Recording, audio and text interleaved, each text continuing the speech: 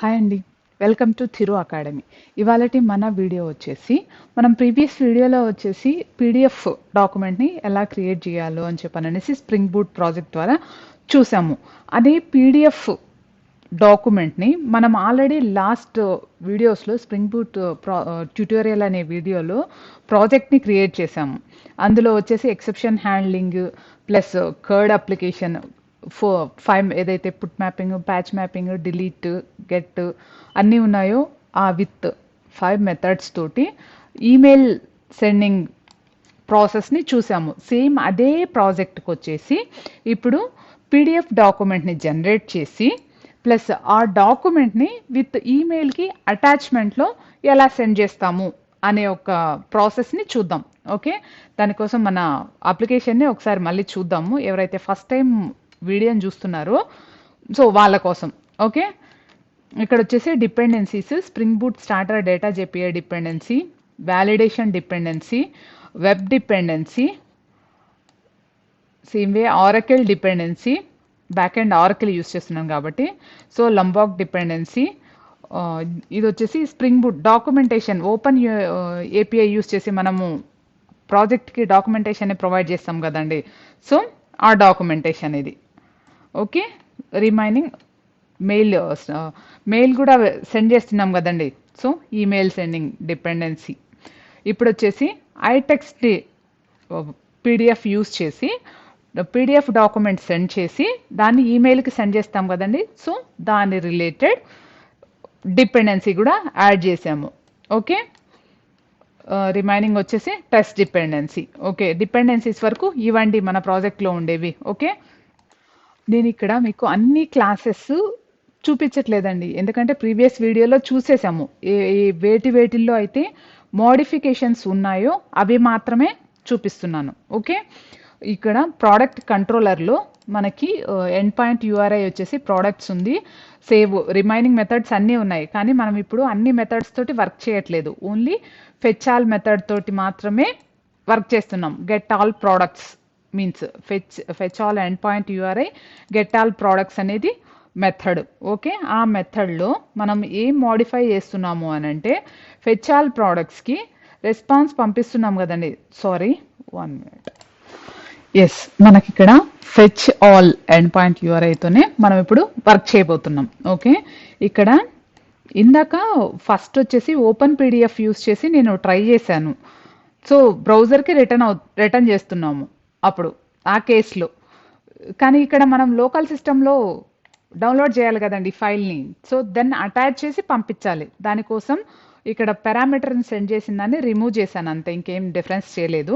ఇక్కడ get all products నుంచి మనకి ప్రోడక్ట్ సర్వీస్లో ఉన్నటువంటి ఫెచ్ ఆల్ ప్రోడక్ట్స్ మెథడ్ అనేది కాల్ అవుతుంది. ఓకే, ఇక్కడకు వచ్చేసి మనం ఏం చేసామంటే ఇక్కడ ఇన్ కేసు ఏదైనా ఫైల్ మనము రాయడానికి ఏదైనా మిస్టేక్ మధ్యలో ఇంటరప్ట్ అయిందనుకోండి, మనకి ఐఓ ఎక్సెప్షన్ వస్తుంది, plus messaging exception, mail send చేస్తున్నాం కదండి. సో మెసేజింగ్ ఎక్సెప్షన్ వస్తుంది, ఇంకొకటి file not found something, A exceptions వచ్చినా సరే మనము హ్యాండిల్ చేయాలి.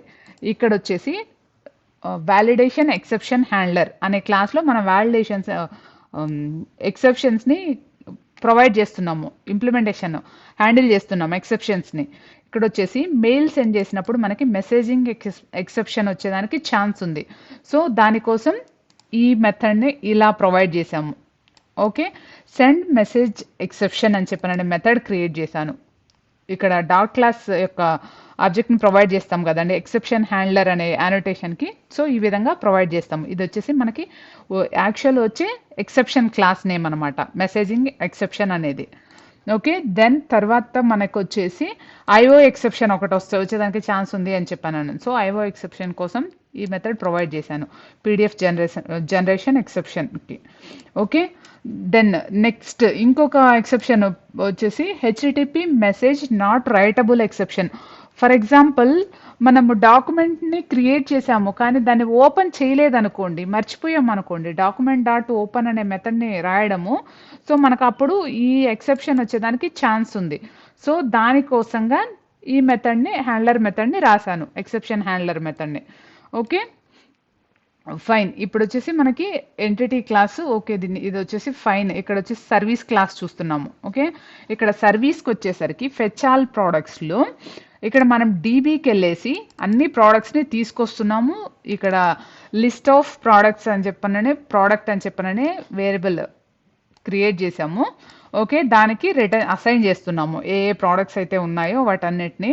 ఓకే, ఇది వచ్చేసి మనకి ఫైల్ నేమ్ ఇక్కడ స్టోర్ చేయాలి కదండి మనం లోకల్ డిబిలో. సింపుల్ డేట్ ఫార్మాట్ యూస్ చేసి కరెంట్ డేట్ యొక్క అది తీసుకుంటున్నాను, జనరేట్ చేస్తున్నాను. ప్రీవియస్ వీడియోలో కూడా చూసారు మీరు అది. న్యూ డేట్ తోటి ఇక్కడ లొకేషన్ ఫైల్ నేమ్కి యూస్ చేస్తున్నాను కరెంట్ డేట్ టైంని. ఓకే, ఇక్కడ విత్ మీకు ఈమెయిల్ సెండింగ్ దాంట్లో క్లియర్గా చెప్పాను. 2 ఈమెయిల్ అడ్రస్, ఫస్ట్ పారామీటర్ వచ్చేసి 2, నెక్స్ట్ వచ్చేసి సబ్జెక్టు, దాని నెక్స్ట్ వచ్చేసి డిస్క్రిప్షను, 4th వన్ వచ్చేసి అటాచ్మెంట్ సెండ్ చేయాలి. ఓకే, ఇది అటాచ్మెంట్ మనకి డి డ్రైవ్లో స్టోర్ చేసాం కాబట్టి దాన్ని అటాచ్ చేస్తున్నాము ఇక్కడ. ఓకే, ఇక్కడికి వచ్చేసరికి మనకి డీబీ నుంచి వచ్చిన products null or not empty అయితే లిస్ట్ పీడిఎఫ్ ఫైల్ని జనరేట్ చేస్తున్నాము. అదొకసారి చూద్దాం. పీడిఎఫ్ ఫైల్లో మనకి నార్మల్ ప్రాజెక్ట్ క్రియేట్ చేసినప్పుడు ఒక లిజనర్ యూస్ చేసి మనం రన్ చేసాము అప్లికేషన్ని. ఇక్కడైతే మనకి లిజనర్ అవసరం లేదు. ఆల్రెడీ మనకి ఎండ్ పాయింట్ యూఆర్ఐ నుంచి కాల్ వస్తుంది. సో అక్కడ నుంచి ఆటోమేటిక్గా మనకి ప్రాసెస్ జరుగుతుంది. పీడిఎఫ్ జనరేట్ అవుతుంది, లోకల్ సిస్టంలో స్టోర్ అవుతుంది. అక్కడ నుంచి మనం అటాచ్మెంట్ పాస్ చేస్తున్నాము. ఓకే, సేమ్ మీరు ప్రీవియస్ వీడియోలో ఈ కోడ్ ఆల్రెడీ చూసే ఉంటారు. డాక్యుమెంట్ ఒకటి A4 సైజ్ డాక్యుమెంట్ని తీసుకుంటున్నాము. దానికి వచ్చేసి ఫైల్ నేమ్ కోసం డేట్ ఫార్మాట్ని యూజ్ చేస్తున్నాము. దాన్ని ఫార్మాట్ చేసి కరెంట్ డేట్ని ఈ విధంగా మోడిఫై చేస్తున్నాను. కరెంట్ డేట్ టైం అని చెప్పనేసి ఫైల్ పాత్ ఈ విధంగా తీసుకున్నాను. D:, పీడిఎఫ్ ఫైల్ నేమ్ వచ్చేసి స్టార్టింగ్ వచ్చేసి పీడిఎఫ్ తోటి స్టార్ట్ అవుతుంది. ఓకే, దెన్ నెక్స్ట్ ఏదైతే కరెంట్ డేట్ టైం ఉందో దాన్ని అసైన్ చేస్తున్నాను. ప్లస్ ఫైల్ నేమ్ .pdf అని చెప్పననేసి అపెండ్ చేస్తున్నాను. ఓకే, దెన్ నెక్స్ట్ వచ్చేసి జస్ట్ సిసౌట్ పెట్టాను, మనకి ఇక్కడ అవసరం లేదు ఫైల్ పాత్ అనేది. ఇక్కడ డాక్యుమెంట్లోకి పీడిఎఫ్ రైటర్ క్లాస్ యూస్ చేసి రాస్తున్నాము. ఓకే, డాక్యుమెంట్ని ఓపెన్ చేస్తున్నాము. ఓకే, ఇక్కడ డాక్యుమెంట్.ఓపెన్ అనేది డాక్యుమెంట్. ఇక్కడ మనకి ఈ లైన్ కనుక మిస్ అయిందంటే అక్కడ మనం ఎక్సెప్షన్ హ్యాండ్లర్ క్లాస్లో చూసాం కదండి, ఏదైతే హెచ్టిటిపి సంథింగ్ ఉందో ఇది మెసేజింగ్ నాట్ మెసేజింగ్ ఎక్సెప్షన్, ఈ exception HTTP message not writable exception అనేది వస్తుంది. ఒకసారి ట్రై చేయండి మీరు, మీకు అర్థమవుతుంది. Okay, PDF generation service. Okay, ఇక్కడ వచ్చేసి సేమ్ ఇవి ప్రీవియస్ వీడియోలో మనం మాట్లాడుకున్నట్టు మన టెక్స్ట్ని ఫార్మాట్ చేయాలి కదండి. సో దానికోసం బోల్డ్ ఫాంట్లో యూస్ చేస్తున్నాము. ఫాంట్ సైజ్ వచ్చేసి 18 పెట్టాను. ఓకే, టైటిల్ వచ్చేసి ప్రోడక్ట్ ఇన్ఫర్మేషన్ అని చెప్పి అనేసి ప్రొవైడ్ చేశాను. దాన్ని వచ్చేసి సెంటర్లో అలైన్ చేశాను టైటిల్ని. ఓకే, దాన్ని ఫైనల్గా దాన్ని వచ్చేసి డాక్యుమెంట్కి యాడ్ చేసాము. Okay, fine. ఇప్పుడు వచ్చేసి ఇంకొకటి జస్ట్ మనకి కంటెంట్ రాస్తాం కదండి పారాగ్రాఫ్ లాగా, సేమ్ అక్కడ నుంచి ఇక్కడ కాపీ చేశాను అంతే. This is a sample PDF file generated using iText library.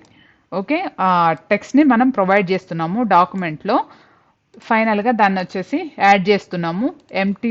దాని తర్వాత ఎంటీ స్పేస్ వచ్చేదానికి కూడా దీన్ని పారాగ్రాఫ్ 3ని యాడ్ చేస్తున్నాను. దాని తర్వాత అసలు మన ప్రోడక్ట్ ఇన్ఫర్మేషన్ తోటి టేబుల్ని క్రియేట్ చేస్తున్నాను. ఇక్కడ మనం చెప్పుకోవాల్సింది ఇది. ఓకే, పీడిఎఫ్ టేబుల్కి ఆబ్జెక్ట్ క్రియేట్ చేశాను. ఇక్కడ నేను 3 అనేది హార్డ్ కోడ్ చేశాను, ఎందుకంటే మనకి 3 హెడర్సే ఉన్నాయి. సో దానికోసం నేను హార్డ్ కోడ్ చేయాల్సి వచ్చింది. లేదు అంటే మనం రియల్ టైం ప్రాజెక్ట్లో వీటిని హెడర్స్ని సమ్వేర్ మనం స్టోర్ చేసుకుంటాం, లేదంటే డీబీ నుంచి తీసుకొస్తాము కాలం సైజ్ ఇంత ఉంది అని చెప్పనేసి అలా తీసుకొచ్చి ఇక్కడ వేరియబుల్ని పాస్ చేస్తాం. ఇక్కడ అదంతా లెంతీ ప్రాసెస్ అవుతుంది అని చెప్పనేసి నేను డైరెక్ట్ 3 అని చెప్పని హార్డ్ కోడ్ చేశాను. లేదు అంటే రియల్ టైంలో ఇక్కడ ఇట్లా హార్డ్ కోడ్ చేయరు, డీబీ నుంచి తీసుకొస్తారు. ఓకే, ఇది వచ్చేసి హెడర్ ఇన్ఫర్మేషన్ కూడా నేను నార్మల్గా హార్డ్ కోడ్ చేసేసాను. ఓకే, రియల్ టైంలో అయితే ఇలా హార్డ్ కోడ్ చేయము. లేకపోతే ప్రాపర్టీస్ ఫైల్లో అయినా స్టోర్ చేసుకుంటారు, లేదు అంటే కాన్స్టెంట్స్ అని చెప్పననేసి ఒక క్లాస్ క్రియేట్ చేసి అందులో స్టోర్ చేసి అక్కడ నుంచి రీడ్ చేస్తారు. లేదు అంటే డీబీలో స్టోర్ చేస్తారు, డీబీ నుంచి అయినా సరే తీసుకొస్తారు. ఓకే, ఏదైతే మనకి ప్రోడక్ట్స్ అనే లిస్ట్ విత్ ప్రోడక్ట్ ఇన్ఫర్మేషన్ తోటి ఇక్కడ ఈ మెథడ్ని కాల్ చేస్తున్నాం కదండి, గెట్ ఆల్ ప్రోడక్ట్స్ దగ్గర నుంచి. సో ఆ లిస్ట్ని ఇటరేట్ చేస్తున్నాను. ఇటరేట్ చేసేసి టేబుల్లో ఉన్నటువంటి సెల్స్కి ఒక్కొక్క దాన్ని నేము, ప్రైస్, డిపార్ట్మెంట్ అని చెప్పననేసి యాడ్ చేస్తున్నాను ఇన్ఫర్మేషన్, ప్రోడక్ట్ ఇన్ఫర్మేషన్ని. ఫైనల్గా ఆ టేబుల్ని వచ్చేసి డాక్యుమెంట్కి యాడ్ చేస్తున్నాము, డాక్యుమెంట్ని వచ్చేసి క్లోజ్ చేస్తున్నాము. ఫైనల్గా పీడిఎఫ్ ఫైల్ జనరేటెడ్ సక్సెస్ఫుల్లీ అని చెప్పననేసి ఒక సిస్అవుట్ రాసేసాను.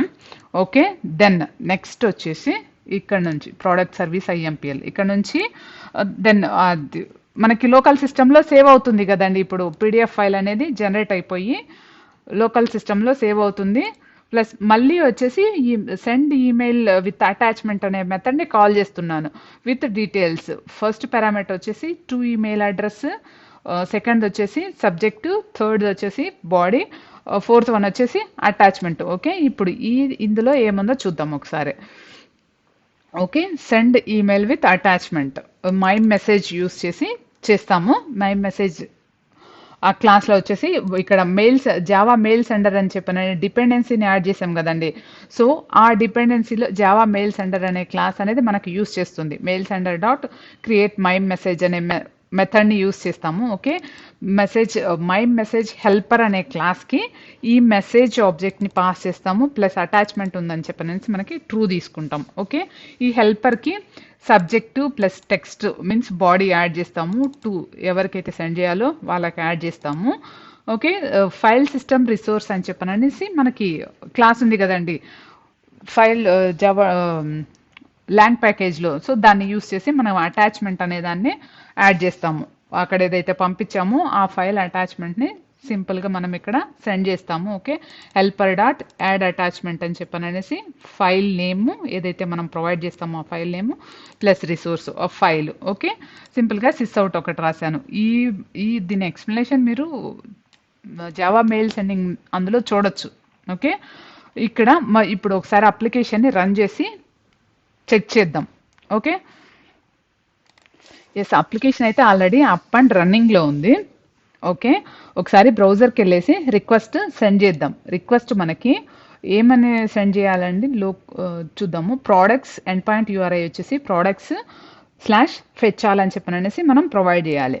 ఓకే, ఇక్కడ వచ్చేసి http:// localhost://products/fetch all. Okay, fetch all మెథడ్ని కాల్ చేసినప్పుడు మనకి డిబీలో ఉన్నటువంటి ప్రోడక్ట్ ఇన్ఫర్మేషన్ మొత్తాన్ని ఇక్కడ బ్రౌజర్లో మనం చూడొచ్చు, ఎందుకంటే ఇది గెట్ మెథడ్ కాబట్టి. ఓకే, ఇక్కడ చూసాము. ప్లస్ ఈమెయిల్ సెండ్ చేసాము. ఫైల్ కూడా మనకి లోకల్ సిస్టంలో డౌన్లోడ్ అయి ఉంటుంది. ఒకసారి చెక్ చేద్దాం లోకల్ సిస్టంలో. ఓకే, డీలో వచ్చేసి మనకి ఎప్పుడు ఇదిగోండి 1:28 PM రీసెంట్ ఫైల్ ఇది. ఓకే, మనము ఏదైతే బ్రౌజర్లో చూసామో ఇన్ఫర్మేషన్ని చూడండి. 54 సోనీ 10,000 ప్రైస్ వచ్చేసి ఇక్కడ చూడండి. ఐడి ఇక్కడ డిస్ప్లే చేయట్లేదు, only product name, price, electronics, Sony 10,000 electronics, department వచ్చేసి ఎలక్ట్రానిక్స్.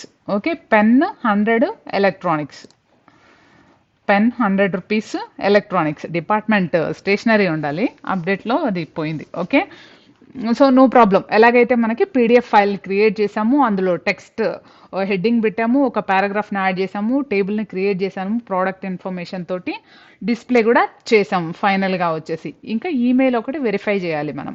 ఓకే, ఈమెయిల్ వచ్చేసి మనకు వచ్చేసి ఈమెయిల్ ఇదిగోండి. లేటెస్ట్ ఈమెయిల్ వచ్చేసి 1:28కి ఏదైతే వచ్చిందో attached is the product information అని చెప్పననేసి మనం సబ్జెక్ట్ ప్రొవైడ్ చేసాం. ఫైల్ డౌన్లోడ్ అయిపోయింది. సేమ్ అక్కడ ఏదైతే మనము ఓపెన్ చేసి చూసామో పీడిఎఫ్ ఫైలు, సేమ్ ఫైల్ని మనం ఈమెయిల్కి అటాచ్ చేసి పంపించాము. లైక్ రియల్ టైమ్ అప్లికేషన్ అంటే ఏదో ఉండదండి. మనం చిన్న చిన్న చేసిన స్మాల్ ఎగ్జాంపుల్స్నే కంబైన్ చేసుకుంటూ వస్తాము. ఇక్కడ మనం చేసిన అప్రోచ్ అనేది డిఫరెంట్ ఉండొచ్చు. మనం ఫెచాల్ ప్రోడక్ట్స్ అప్పుడు ఈమెయిల్ని సెండ్ చేయము, డైరెక్ట్ ఇక్కడ నుంచి ప్లస్ పీడిఎఫ్ ఫైల్ని జనరేట్ చేయము. మీకు ఎందుకు యూజ్ కేస్ చెప్పాను అని అంటే మనకి ఇక్కడ యూఐ లేదు. మనకి నార్మల్గా అప్లికేషన్స్లో చూస్తుంటాము, బ్యాంక్ అప్లికేషన్స్ కానీ ఎక్కడైనా సరే జనరేట్ పీడిఎఫ్ అన్నప్పుడు పీడిఎఫ్ ఫైల్ జనరేట్ అయ్యి మనకి డౌన్లోడ్ అవుతుంది, చెక్ చేస్తాము. అక్కడ యూఐ అటాచ్ చేసినప్పుడు దాన్ని ఎలా చేయాలి, ఎలా కాల్ చేయాలనేది అది కూడా ఒకసారి మీకు ఎక్స్ప్లెయిన్ చేస్తాను యూఐలో. ఓకే, మీకు యూస్ కేస్ చెప్పడం కోసం నేను ఇలా ఇక్కడ నుంచి చేశాను. ఫెచాల్ ఇన్ఫర్మేషన్ మెథడ్ని కాల్ చేసినప్పుడు ఇక్కడ ప్రోడక్ట్ ఇన్ఫర్మేషన్ని తీసుకొని పీడిఎఫ్ ఫైల్ జనరేట్ చేయడం కానీ ఈమెయిల్ సెండ్ చేయడం కానీ ఇక్కడ నుంచి చేశాను. ఓకే ఓకే అండి, మీకు కనుక ఈ వీడియో నచ్చినట్లయితే నా ఛానల్ని సబ్స్క్రైబ్ చేసుకోండి, లైక్ చేయండి, షేర్ చేయండి, అండ్ మీకు ఏదైనా డౌట్ వస్తే కమెంట్ చేయండి. ఓకే, మీకు నెక్స్ట్ వీడియో ఏం కావాలో నాకు కమెంట్ బాక్స్లో తెలియజేయండి. Okay, thank you for watching.